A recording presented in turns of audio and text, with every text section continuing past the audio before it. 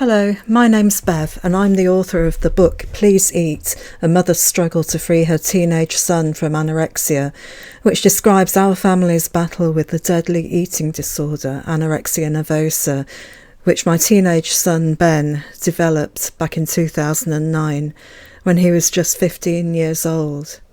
This time I'm looking at another blog post from January 2011, the month that I began to write my blog about my son's struggles with and recovery from anorexia. For many months he and I had walked around the park. We would walk from home, walk through the woods and walk around the park and then walk back home again. And we would do this walk time and time again. It was only a short walk because you've got to be careful that the young person doesn't see the walk as a means of burning calories. Initially that probably was the case with Ben, but the more we walked and the more we talked, the less it became about burning calories and more about just talking about ways he could challenge the eating disorder and start to make progress. Before he turned a corner in October 2010, attitude-wise, not unfortunately weight-wise, but attitude-wise, before then we would do this walk and it would be like talking to a brick wall. Nothing would get through and it was absolutely soul-destroying and very frightening. But gradually, in 2011, as we continued to walk and talk, the messages seemed to be getting through to him and he began to take on board the idea of doing little challenges to help himself overcome the anorexia. At this stage he was really trying to put on weight and fight against the anorexia voice, if you like. They call it a voice, which is like your inner critic on steroids, which was very strong and was desperately trying to keep him where he was and pull him down even further.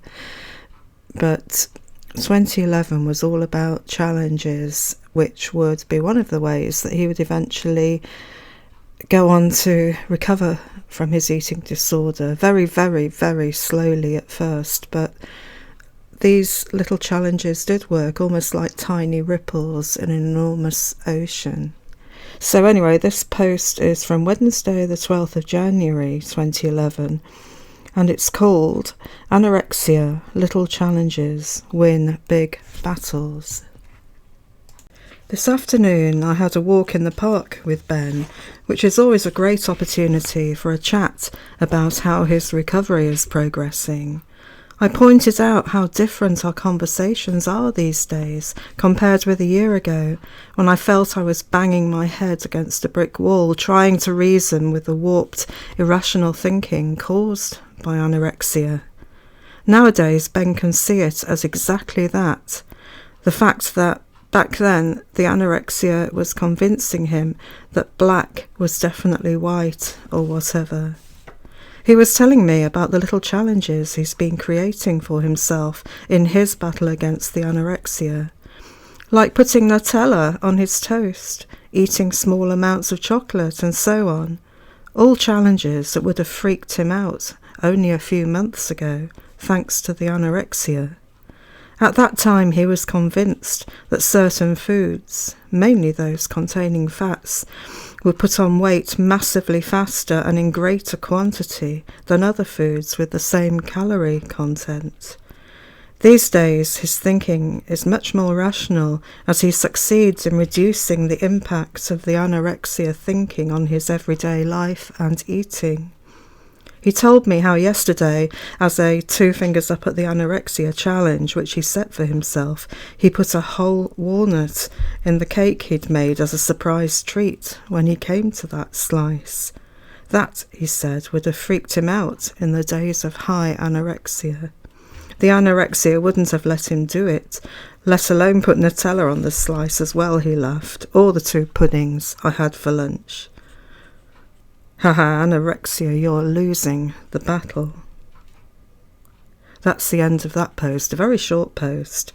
And Actually, later that day, I write another post called Anorexia Brings in Reinforcements, which I'll cover in the next video.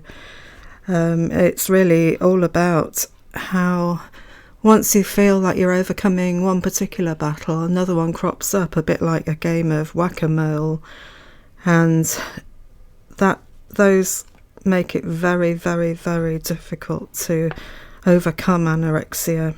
And that's why my son Ben was going to be in treatment with CAMS for another year after this. It wasn't a quick fix, you see. It can take such a long time to recover from anorexia. Thankfully today, in 2022, as I've said before, he is fully recovered and well on the way to becoming a qualified psychologist, so he can help others who are going through similar struggles, which is amazing. He has become one amazing, compassionate young man, and I am so proud of him. Thank you for listening. You'll find a link below to my blog, and you'll also find a link to my website where you can download free PDFs of my blog, and also a link to Amazon where you can buy a copy of my book.